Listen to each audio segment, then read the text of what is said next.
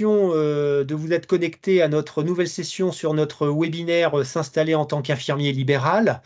Donc nous allons vous présenter le travail que nous avons réalisé en collaboration avec l'Ordre infirmier, l'assurance maladie et l'URPS Nouvelle-Aquitaine infirmière.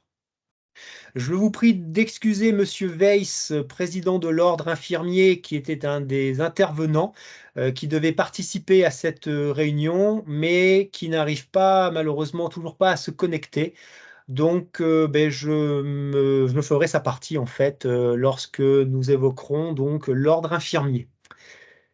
N'hésitez pas à nous poser toutes les questions par le biais du module de chat, de les taper.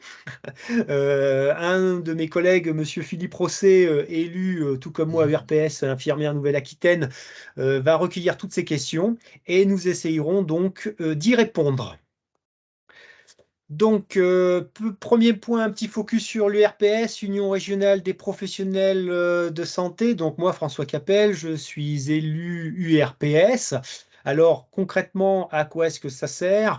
Les unions régionales contribuent en fait à l'organisation de l'offre de santé au niveau de la région.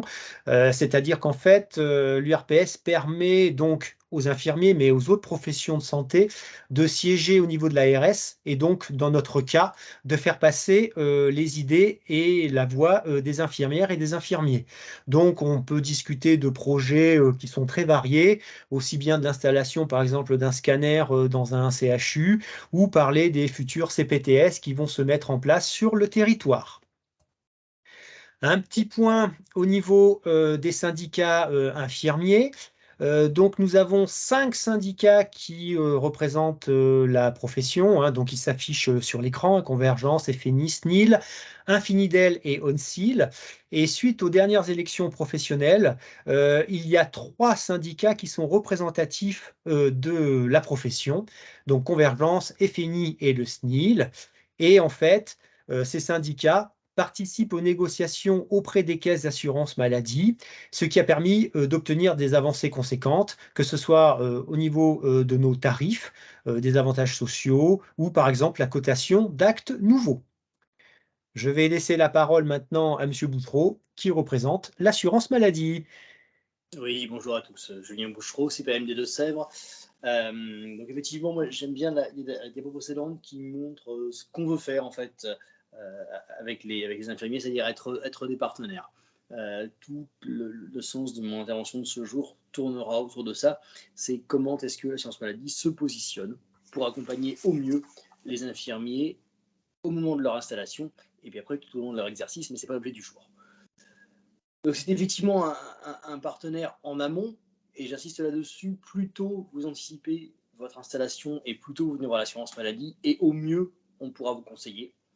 Lors de l'installation, évidemment, avec tous les outils pratiques pour la facturation notamment qui vous seront présentés, et puis tout le suivi que nous mettons en place au cours de votre premier exercice, notamment sur le suivi de la facturation, pour d'emblée partir avec les bonnes méthodes de facturation pour éviter ensuite des soucis plus tard. Alors, les relations entre l'assurance maladie et les infirmiers libéraux sont régies, comme pour toutes les professions, par une convention qui décrit les obligations des uns et des autres.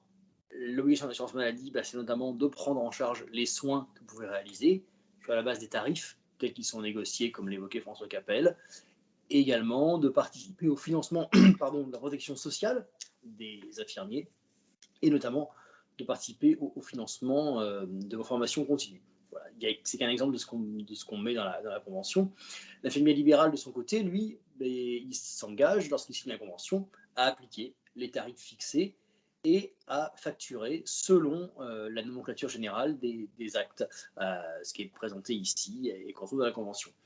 Et bien entendu, l'infirmier s'engage aussi à respecter les modalités d'échange avec l'assurance maladie, notamment l'utilisation des outils et par exemple la transmission des prescriptions médicales via un outil qui s'appelle SCORE, qui permet de scanner les feuilles de soins. Merci Monsieur Bouchereau. Tout comme l'assurance maladie est donc un partenaire pour notre exercice, l'ordre infirmier également. Donc, un petit focus d'abord sur le code de déontologie qui nous régit, hein.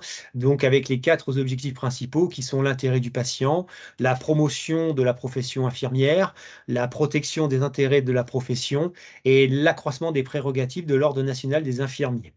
Donc, je vais passer là-dessus. Et en fait, l'ordre infirmier, en clair, qu'est-ce que c'est? C'est un lien privilégié avec la CPAM pour notre installation en libéral. Il peut être un médiateur pour tous les problèmes qui peuvent survenir entre confrères, familles, structures, pour faire des conciliations. Le conseil départemental peut également vous aider à trouver un remplaçant pour votre exercice. De plus, le Conseil national de l'Ordre des infirmiers donc, a conclu un partenariat avec celui des experts comptables pour aider à finaliser la saisie des comptes et la rédaction pardon, des déclarations fiscales. Il propose également une cellule d'entraide psychologique. Il propose également des contrats types qui sont indispensables pour notre activité, aussi bien lorsque vous êtes titulaire ou que vous êtes remplaçant. Nous y reviendrons un petit peu plus tard dans le webinaire. Ils ont une newsletter qui donne des informations régulières sur la profession. Et également, ils sont tenus des registres de toutes les formations. Alors justement, les formations, nous avons la possibilité donc de nous former de façon continue. Donc pour ce faire, il y a 3 systèmes différents. Nous avons le système DPC, c'est-à-dire que ce sont des formations qui sont financées avec une indemnité pour perte de revenus pour les infirmiers qui sont conventionnés. Vous avez le système FIFPL, donc ce sont des formations qui sont financées par le biais de cotisations URSSAF obligatoires. Et vous avez également un système qui est payant, c'est-à-dire que si une formation, un thème vous intéresse, mais qu'elle n'est ni prise en charge par le système DPC ou le système FIFPL, ben, vous pouvez régler cette formation pour y assister. Et en fait, le montant sera déductible de votre chiffre d'affaires au niveau de votre comptabilité. Et il ne faut pas oublier que chaque professionnel doit justifier d'un parcours de formation pour remplir son obligation triennale. Donc en fait, cette petite vignette était mise en place pour montrer que ben, nous avions fait un travail en commun et qu'en fait, chaque organisme qui avait participé à l'élaboration permettait donc de montrer que nous avions toute légitimité en fait pour présenter ce travail. Je vais repasser la parole à M. Boutreau concernant les différents statuts des infirmiers libéraux. Oui, voilà, effectivement, lorsque vous souhaitez vous installer, vous avez le choix. Vous pouvez tout d'abord être remplaçant, être installé voilà, très, très simplement, ou être installé en tant que collaborateur, et on va vous détailler les différences entre ces différents statuts et quelles sont les obligations. Donc, en tant que remplaçant, voilà, le sujet est simple. Si on est collaborateur ou installé, on peut travailler seul ou dans un groupe. C'est aujourd'hui le plus souvent dans des groupes. Et lorsque dans un groupe, on peut y être soit comme associé, donc comme un infirmier installé classiquement, soit comme collaborateur. Et là encore, on va détailler ces différents modes. Alors, quelles sont les conditions pour pouvoir s'installer en tant que remplaçant? Il faut naturellement être titulaire du diplôme d'état infirmier. Ça va sans dire, c'est quand même mieux en le disant. Mais surtout, une condition qui est parfois plus complexe à obtenir, et en tout cas que nous vérifions, c'est l'exercice pendant 2400 heures au cours des 6 années qui vont être la demande, donc au moins 2400 heures, et en tant qu'infirmier dans une structure de soins. Il s'agit de donner des soins, non pas d'intervenir en milieu scolaire ou comme coordinateur ou autres fonctions qui peuvent être parfois attribuées à des infirmiers, mais bien comme exerçant du soin dans une structure. Pour le collaborateur ou l'installé, eh bien, on va retrouver la même condition du diplôme, et là, le nombre d'heures exigé est de 3200. C'est-à-dire qu'on va la découper, alors soit 3200 en tant que tel, hein, soit si on a été remplaçant, c'est les 2400 heures exigées plus 800 heures en tant que remplaçant, et ce toujours dans les 6 années qui précèdent la demande. voilà, c'est les conditions qu'il faut vraiment avoir à l'esprit lorsqu'on veut s'installer, c'est vérifier que vous avez bien rempli les obligations en termes de nombre d'heures et surtout dans le bon milieu en tant qu'infirmier pratiquant des soins. Alors le remplaçant, c'est un professionnel libéral qui travaille à la place d'un infirmier, comme son nom l'indique, hein, il remplace un titulaire pour une période déterminée, c'est important, hein, le mot déterminé, qui correspond à une disponibilité. Pardon. Ça va être, par exemple, un congé maternité, un congé maladie, des formations ou simplement des congés classiques. Ça signifie que déterminé, il doit y avoir un début et une fin surtout. Si on est sur un remplacement qui dure plusieurs années, ben, c'est plus un remplacement, c'est plutôt une collaboration déguisée. Et ça, nous y veillons aussi pour éviter qu'il y ait des abus par rapport au rôle de remplaçant. L'infirmier remplaçant, il exerce sous sa propre responsabilité sur le lieu du titulaire qu'il remplace et il va évidemment adopter les mêmes règles, la même situation conventionnelle que le remplacé et il va utiliser les feuilles de soins de l'infirmier remplacé voilà, pour facturer. Lorsqu'il termine sa mission, le diapo est devenu tout petit, c'est pas grave. Lorsqu'il a terminé sa mission, l'infirmier va abandonner l'ensemble de ses activités. Il va rendre effectivement toute l'activité à l'infirmier qui le remplaçait. Il ne peut pas partir s'installer avec, des patients qu'il aurait soignés au cours de son remplacement. Ça fait partie des règles, là aussi, qui s'imposent à vous en tant que remplaçant. Le remplacement doit effectivement impérativement faire l'objet d'un contrat de remplacement. Et ça, c'est vraiment important. J'insiste beaucoup là-dessus, tant auprès des futurs installés, des futurs remplaçants, que des titulaires qui veulent se faire remplacer. Prenez un contrat, allez voir l'ordre. L'ordre local saura vous conseiller, vous donner les modèles de contrat, mais ça sécurise vraiment la pratique, tant pour l'un que pour l'autre. Il faut savoir aussi qu'un infirmier ne peut pas remplacer plus de 2 infirmiers au cours de la même période et que le remplaçant travaille avec sa propre carte CPS. Alors ça, c'est important aussi, d'un point de vue médico-légal, ça permet d'identifier qui a réellement réalisé les soins, puisque vous facturez sous le nom du remplacé. En tant que remplaçant, il est important de pouvoir tracer le fait que ce soit bien vous qui avez réalisé les actes, et ça, c'est la CPS qui sert à ça. Alors, pour s'installer, les étapes sont les suivantes. Tout d'abord, et ça, l'assurance maladie y veillera, c'est l'inscription ordinale. Il faut commencer par être inscrit à l'ordre avant de pouvoir s'installer, que ce soit comme remplaçant, comme collaborateur ou comme professionnel installé. La caisse, la CPN de filiation donc, du lieu de votre exercice va vérifier le nombre d'heures, hein, les 2400 et les 3200 comme je l'évoquais, et c'est la CPAM qui va procéder à la transmission auprès de l'URSSAF et de la Carpinco. Voilà, ça c'est des choses que nous faisons pour simplifier, un peu dans un guichet unique en fait. Alors le guichet est pas totalement unique parce qu'il faut d'abord s'inscrire à l'ordre, puis venir à la CPAM, mais c'est la CPAM qui va effectivement faire ces démarches pour vous.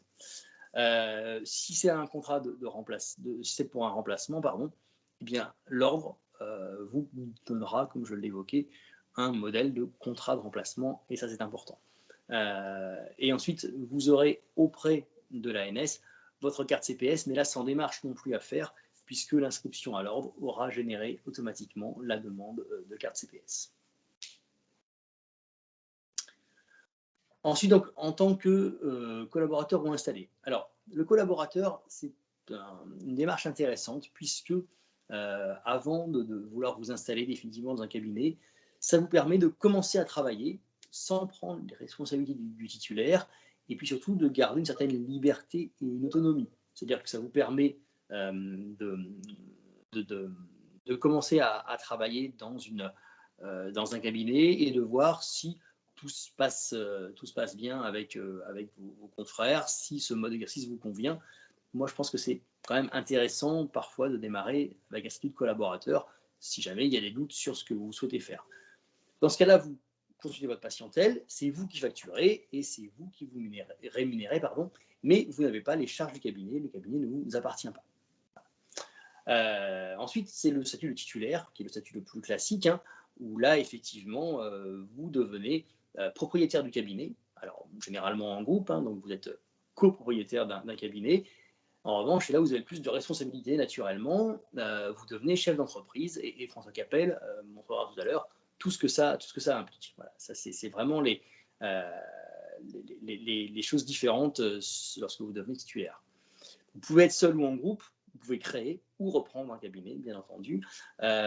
Chaque associé a, en théorie, les mêmes droits et devoirs, mais là encore, moi je vous invite vraiment à passer par un contrat et à vous rapprocher de l'ordre, là encore, pour sécuriser l'ensemble des interlocuteurs, des associés. Et à partir de là, c'est le statut, vous pouvez évidemment apposer votre plaque professionnelle, ce qui n'est pas possible tant que vous êtes remplaçant, bien sûr. Donc pour vous installer, mais finalement, les étapes sont les mêmes que pour le remplacement. C'est-à-dire d'abord venir donc auprès de la caisse. Là encore, j'insiste, venez le plus tôt possible parce que ça vous permettra de vous orienter, notamment par rapport au zonage, sur des aides possibles ou à l'inverse, sur des zones dans lesquelles il vous sera difficile de vous installer. Ça, c'est vraiment très important. Transmission par la CPAM des infos vers l'URSSAF, vers la Carpinco, même manière. Et puis, donc, à nouveau, auprès de l'ordre, on aura vérifié en amont, là aussi, que vous êtes bien inscrit à l'ordre.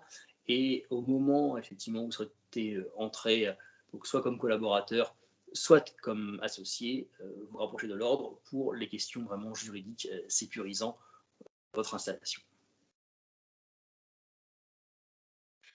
Alors, concernant vraiment les règles au niveau donc collaborateurs installés par rapport au local professionnel, nous sommes obligés d'avoir donc des locaux professionnels, hein. Donc, il faut en plus qu'ils tiennent compte des nouvelles normes au niveau de l'accessibilité. Donc, vous pouvez trouver sur le lien internet qui s'affiche à votre écran tout le listing en fait de ce que votre local doit pouvoir doit rendre disponible. En cas de copropriété, vérifier que avec le syndicat de l'immeuble, par exemple, qu'il n'y ait pas de souci pour poser la plaque professionnelle. Seule marque donc qui est autorisée pour mettre de la publicité. Et en cas de location, chose importante, il vaut mieux préférer un bail professionnel pour votre activité. Donc, concernant la publicité, nous sommes très réglementés. Nous ne pouvons pas faire tout ce que n'importe quoi, si vous voulez. La plaque, donc, que vous pouvez apposer sur le mur de votre local doit faire apparaître donc nom, prénom, titre, diplôme, adresse et téléphone professionnel et horaire d'activité. On ne fait pas de publicité sur sa vitrine commerciale, c'est-à-dire qu'on n'affiche pas de panneau énorme avec la mention infirmier ou infirmière libérale, par exemple. Au niveau des cartes de visite, on ne les distribue pas dans les boîtes aux lettres dans son quartier. Vous pouvez les donner à d'autres professionnels de santé, comme par exemple des pharmaciens si vous voulez, mais ils ne doivent pas en faire un étalage dans leur officine. Ils sont plus derrière le comptoir et si jamais un patient demande une carte, à ce moment-là, il doit pouvoir proposer toutes les cartes de tous les infirmiers du secteur. Au niveau de la presse locale, vous avez le droit de faire 2 annonces, pareil, sans caractère publicitaire très important, c'est-à-dire qu'on ne peut pas prendre toute la page du Populaire du Centre, par exemple, pour annoncer l'ouverture de son cabinet. Et quoi qu'il en soit, avant toute parution, elles doivent d'abord être soumises à appréciation de l'ordre. Au niveau donc de l'Internet, vous pouvez faire apparaître des informations concernant, concernant vos horaires d'ouverture, par exemple, et vous ne pouvez pas faire de page Internet énorme. Et de toute façon, dès que vous voulez présenter quelque chose, vous devez obligatoirement faire valider toute votre publicité, entre guillemets, par le Conseil de l'ordre avant diffusion. Et bien entendu, on ne fait pas de publicité radiophonique.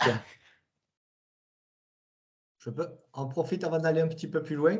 Oui, Alors, une petite question qui m'a été posée par Internet qui va concerner M. Bouchereau, je suppose, qui va pouvoir, puisque nous en sommes aux différents statuts, certains s'interrogent, certains sont remplaçants avec leur propre carte CPS et veulent devenir collaborateurs ou titulaires.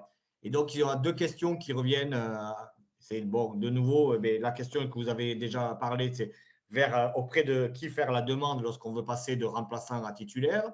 vers qui faire les démarches. Et la deuxième question, c'est est-ce qu'on garde la même carte CPS et le même numéro ADLI ou est-ce qu'on change de carte? Oui, Vous votre pouvez, numéro, votre carte CPS, votre numéro, il va vous suivre en fait tout au long de votre carrière. Donc c'est aussi ce qui est intéressant en passant par un RPPS, c'est qu'effectivement, voilà, ce numéro il va vous suivre. Venez vers la CPAM. Vraiment, la réponse, c'est le plus tôt possible lorsque vous avez une démarche d'installation, c'est vous rapprocher de la CPAM. Je l'évoquerai tout à l'heure par rapport au zonage et aux règles qu'impose le zonage.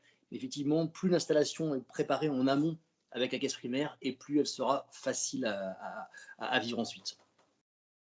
voilà. Et voilà, j'attendais de voir. Pour l'instant, il n'y a pas d'autres questions. On peut continuer. Merci. Alors, en fait, une notion qui est très, très importante, par cette vignette, que vous voyez à l'écran, c'est qu'en fait, vous devenez en fait un chef d'entreprise lorsque vous devenez infirmier libéral. Donc de ce fait, il est indispensable de bien connaître le bassin de vie et de faire une étude de marché, pour voir si votre projet est viable. C'est-à-dire, vérifier, si la «concurrence» entre guillemets qui est déjà en place sur, la zone où vous voulez vous installer, voir les autres acteurs, locaux, comme, les pharmaciens, les autres professionnels, de façon à anticiper votre potentiel de patientèle. Parce que forcément, si vous n'avez pas d'activité, ça va être compliqué pour pouvoir travailler. De plus, en plus de faire cette «étude de marché» entre guillemets, depuis l'avenant 6, de notre, convention, il faut prendre en compte le zonage.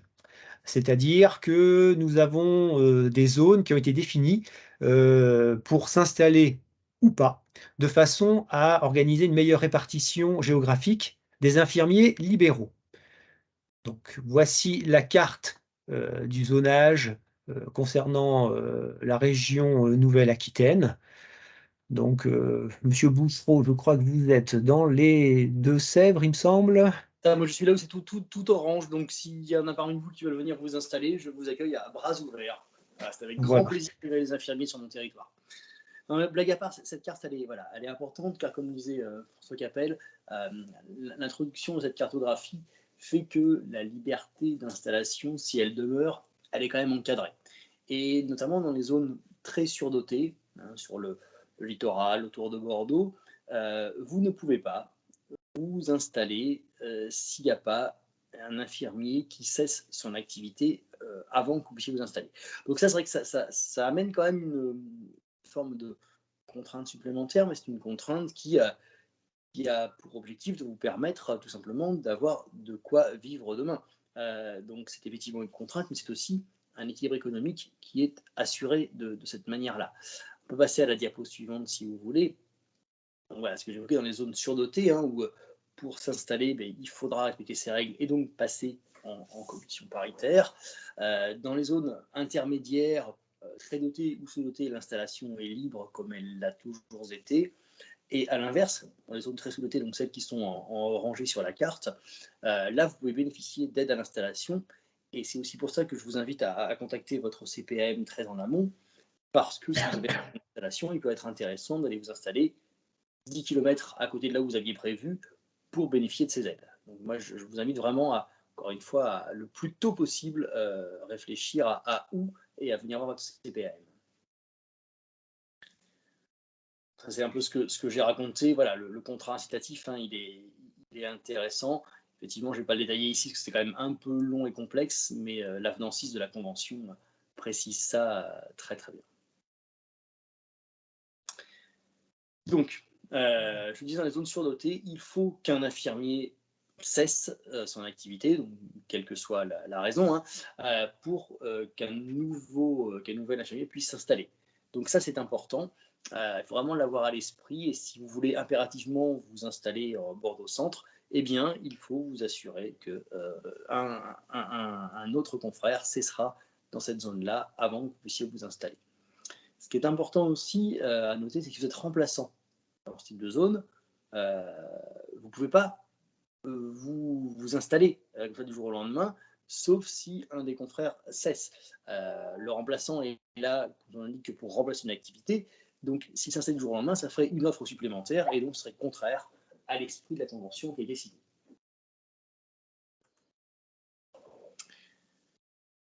qui est important aussi sur cette diapo, il y a des choses importantes sur cette diapo. C'est l'installation dans une zone très dotée. Il faut s'engager à réaliser les 2 tiers de son activité dans la zone dans laquelle on s'installe. Pour être très clair là-dessus, si une zone est surdotée et que vous souhaitez vous installer sur la zone limitrophe en vous disant mais c'est pas grave, je vais quand même aller travailler dans la zone surdotée, bah non. Puisque vous êtes installé dans la zone limitrophe, vous devez réaliser les 2 tiers de votre activité dans cette zone-là. Sinon, encore une fois, les règles mises en place n'auraient aucun sens. Autre point d'attention, l'infirmier qui va donc céder son activité, qui va cesser, le successeur n'a que 6 mois pour reprendre l'activité. Au-delà de ce délai, on considère qu'il n'y a plus de besoin de la patientèle sur ce territoire-là qui est très surdoté, et donc il n'est plus possible de s'installer. Donc là encore, ce délai de 6 mois, il est vraiment important à anticiper lorsque vous souhaitez vous installer dans une zone très surdotée à la place d'un confrère ou d'une consoeur qui déciderait d'arrêter. Philippe, des questions? On continue? Pour l'instant, pas de questions, tu peux y aller. Ok. Alors là, nous allons faire un petit focus, enfin très léger de comptabilité, mais surtout, dans un premier temps, bien faire la différence entre ce que l'on appelle le chiffre d'affaires et le bénéfice. Le chiffre d'affaires, qu'est-ce que c'est? Tous les soins que vous réalisez, vous les facturez. L'argent que vous gagnez sur une année ou sur un mois, enfin peu importe, mais bon, pour la comptabilité, c'est sur une année, ça va créer ce qu'on appelle le chiffre d'affaires. Alors attention, ce chiffre d'affaires, ce n'est pas votre salaire. Parce que, comme vous voyez le petit organigramme, il faut d'abord que vous retranchiez tout ce qui est charges, frais. Donc, qu'est-ce que c'est? Eh ben, ce sont toutes les dépenses que vous allez faire qui vont être nécessaires pour votre activité professionnelle. Donc, dans le petit tableau, vous pouvez voir une liste qui n'est pas exhaustive, hein. Donc, ça peut être le petit matériel, c'est-à-dire votre mallette, le coton, les seringues, etc. Le logiciel de facturation, c'est ce qui vous sert justement à facturer tous les actes que vous réalisez, les différentes primes d'assurance. On a parlé tout à l'heure, par exemple, d'une formation qui était payante. Donc tout ça, ce sont des charges, des frais qui viennent se retrancher au chiffre d'affaires. Vous avez également un autre point de dépenses, si je puis dire. Ce sont tout ce qui est cotisation sociale, donc l'URSSAF, qui sont obligatoires, et la Carpinco, qui est notre caisse de retraite et de prévoyance. Et une fois que vous avez retranché tout ça, vous obtenez ce que l'on appelle le bénéfice, et en fait, c'est ça votre salaire, avant imposition sur le revenu. Et ce chiffre servira pour les futurs calculs de charges et donc d'impôts. Alors, pour vous donner une idée, parce que comme lorsque vous débutez, forcément, vous n'avez pas de résultats à donner à l'administration fiscale, à l'URSSAF, à la Carpinco, dans un premier temps, vous allez payer un forfait en fait. Alors là, j'ai les chiffres de 2022, ceux de 2023, on va pas tarder à les avoir, mais pour le moment, je ne les ai pas. Donc en gros, pour 2022, au niveau charge, il fallait compter 3 685 € pour quelqu'un qui débutait. Et en 2023, donc ce sont des chiffres qui ont 2 ans, on passait à 4 531 avant d'avoir vos vrais chiffres à vous sur lesquels après les charges seront calculées. Donc, une petite idée, en fait, pour savoir où vous mettez les pieds, en gros, sur le chiffre d'affaires que vous réalisez, vous le divisez en gros par 2, c'est une astuce pour savoir quelle somme, quel salaire vous avez vraiment gagné. Voilà. Monsieur Boutreau? Oui, donc quelques mots sur votre protection sociale, notamment pour vous alerter sur le changement de statut et ce qu'il implique. Aujourd'hui, la plupart d'entre vous, si vous souhaitez vous installer demain, vous êtes salarié et donc vous êtes couvert par la CPAM, tant sur la maladie que sur le risque maternité ou le risque AT-MP, et ce voilà, pour vos frais de santé, vos indemnités journalières, etc. Demain, vous allez donc devenir libéral. Ce qui va impliquer alors peu de changements réels en termes de maladie, si ce n'est pour les indemnités journalières, mais ça j'y reviendrai. Pas de changement sur la maternité. En revanche, un changement absolument majeur sur le risque AT-MP. Vous n'êtes plus couvert par votre salarié pour le risque professionnel, le risque accident du travail, maladie professionnelle. Donc, vous devez alors ce n'est pas une obligation légale, mais c'est un vrai conseil que je vous donne, vous devez couvrir ce risque-là. Très simplement, si demain vous avez un accident de la route dans le cadre professionnel, que vous êtes blessé, eh bien ces soins-là ne sont pas pris en charge par l'assurance maladie si vous n'avez pas souscrit d'assurance volontaire, alors soit auprès de la CPAM, soit auprès d'une assurance privée. Moi, je ne suis pas là pour faire la promotion d'un contrat plutôt qu'un autre. Tout ça fonctionne très bien. Si jamais c'est auprès de la CPAM, eh bien, ce sera un paiement auprès de l'URSSAF comme sur vos autres cotisations. Mais en tout cas, il est impératif que vous soyez couvert sur le risque AT-MP, parce que là, pour le coup, il y a un vrai risque qui, sinon, n'est pas couvert. Et ça, c'est une vraie différence avec le salariat. Sur les IJ, voilà, donc effectivement, dorénavant, les professionnels de santé peuvent bénéficier d'indemnités journalières avec un délai de carence à 3 jours. Du 3e au 90e jour, c'est l'assurance maladie, effectivement, votre CPAM qui va vous assurer des indemnités journalières. À partir du 91e jour, c'est la Carpinco qui prend le relais. Voilà, le risque AT-MP, je vous ai expliqué tout ça. Ce qui est intéressant ici, effectivement, c'est que vous avez le montant, le montant de la cotisation sur le risque professionnel, et qui est évidemment déductible de vos frais professionnels. Pour revenir à ce qu'expliquait François Capel, ça va entrer dans vos charges. Petit focus sur le congé maternité.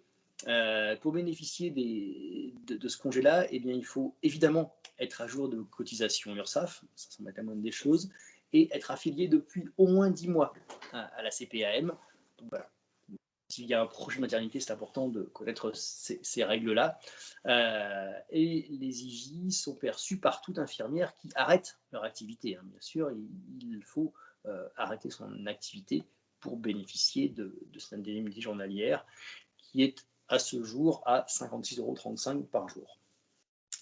La durée, c'est entre 8 semaines et 16 semaines. Voilà, vous déclarez en fait vos dates d'arrêt réel d'activité et vous pouvez bénéficier de cette prise en charge. Une allocation forfaitaire aussi de repos maternel qui, elle, est versée sans obligation de cesser l'activité et qui sera versée en 2 fois, à la fin du 7e mois et après l'accouchement, avec un montant à ce jour de 3 428 €. Vous pouvez également bénéficier d'une indemnité maladie. Si du fait de la grossesse, vous devez vous arrêter, notamment pour des questions bien souvent de voitures excessives, voilà, pas trop de déplacements, eh bien, vous pouvez là aussi bénéficier d'indemnités journalières qui seront à 46 € bruts par jour, et ce, à compter du 4e jour d'arrêt. Il y a le même délai de carence de 3 jours qui s'implique. Sur le congé paternité, donc lui aussi est versé évidemment sous réserve de cesser l'activité professionnelle, et ce congé est donc de 25 jours pour une naissance simple et de 32 jours pour une naissance multiple. Il n'y a pas de date impérative après la naissance pour le prendre. Toutefois, il est conseillé de le prendre dans un délai raisonnable. C'est-à-dire que si vous prenez votre congé 2 ans après la naissance du bébé, on n'est plus vraiment sur un congé paternité. Donc voilà, c'est pas forcément dès le lendemain de la naissance, il n'y a pas d'obligation là-dessus, mais en tout cas, il est raisonnable de le prendre dans les jours qui suivent la naissance. Dernier point en ce qui me concerne, c'est sur les aides de l'assurance maladie. Au-delà évidemment du paiement des soins, il y a des forfaits qui ont été mis en place pour aider l'infirmier dans sa pratique, donc ce qu'on appelle les aides à la télétransmission, qui s'appelle aujourd'hui famille, avec plusieurs règles qui s'imposent. Tout d'abord, avoir un logiciel métier compatible avec le dossier médical partagé, c'est absolument impératif, mais aujourd'hui, la plupart des éditeurs sont à jour là-dessus. Avoir une version du cahier des charges Sésame Vital qui soit la dernière en cours, donc là on doit être à la DOM 12 me semble-t-il, et qui intègre les derniers avenants. Donc là encore, mais ça c'est à votre éditeur de s'assurer de ça. Vous devez vous assurer auprès de votre éditeur que vous avez la bonne version. Utilisez Score, ce que j'évoquais tout à l'heure, donc pour scanner les pièces justificatives, donc en gros les prescriptions médicales qui permettent votre exercice. Avoir un taux de feuille de soins électronique sécurisé, donc supérieur ou égal à 70%. Et enfin, disposer d'une messagerie sécurisée de santé, une messagerie qui continue de se développer, en tout cas dont l'usage va poursuivre à se développer. qui est également, alors, qui sera obligatoire l'année prochaine, puisque ça a encore été neutralisé pour cette année, c'est la participation à un exercice coordonné. L'exercice coordonné, c'est quoi? C'est soit une équipe de son primaire, mais le plus souvent, ça va être la possibilité d'adhérer à la CPTS de votre territoire, lorsque vous avez la chance d'avoir une CPTS sur votre territoire, ou à une maison de santé pluripro. Bien sûr, vous pouvez adhérer aux deux, mais voilà, plus souvent une MSP ou une CPTS, ça permet de remplir cette case-là, donc qui est déjà en vigueur et donc qui va vous permettre une rémunération complémentaire de cette année et qui va devenir obligatoire, je le pense, pour 2023. L'été théoriquement 2022 et puis c'était un petit peu assoupli. Voilà ce que je peux vous dire. Et un dernier point, un petit focus sur les lasseries, donc au niveau de nos déchets de soins lors de notre activité. Donc nous avons obligation de souscrire à un contrat de gestion des déchets par le biais de n'importe quel prestataire. Et du coup, c'est également donc une facture qui est déductible, ce sont des charges au niveau de votre chiffre d'affaires. Voilà. Mais nous vous remercions de votre attention. Nous vous présentons encore toutes nos excuses pour tous nos petits soucis techniques en début de présentation du webinaire. Vous avez un petit tag qui apparaît à l'écran qui vous permet de télécharger un guide que nous avons écrit donc en collaboration avec l'Ordre infirmier et l'assurance maladie et l'URPS qui reprend tout ce que vous avez entendu au niveau donc de ce webinaire. Philippe, y a-t-il des questions? Et pour l'instant, non. Voilà, j'étais en train de le poser. Non, non, pour l'instant, pas de questions. Mais je profite du moment pour vous annoncer que notre travail évolue et nous allons accueillir lors de notre prochaine session une représentante de l'URSSAF qui viendra donc présenter cet organisme lors de notre webinaire. Vous serez informé lors de notre prochaine invitation. Et nous invitons bien entendu à vous reconnecter lors de notre prochaine session et de préparer toutes vos questions concernant donc l'URSSAF et les cotisations par exemple et tout ce qu'ils peuvent nous apporter donc pour notre installation en libéral. Pour l'instant, non. Non. Pas de questions. Il est 15h, je suis désolé, je vais devoir vous laisser. Ouais. J'ai une autre réunion qui devait démarrer à 15h. Merci à tous et à très bientôt. Merci. Merci, M. Boustreau. Merci, Bientôt, monsieur. au revoir. Merci. Nous attendons. On attend 2 minutes avant de fermer. Si personne Bien pose de sûr. questions. N'hésitez pas, hein. Voilà. Non, c'est bon. Ça. Non, ça part. Donc, je pense qu'il n'y a pas de questions.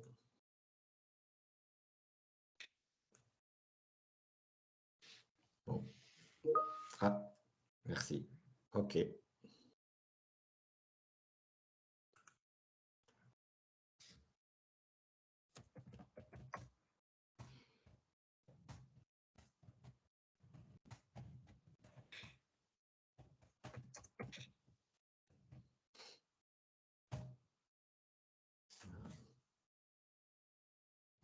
Alors.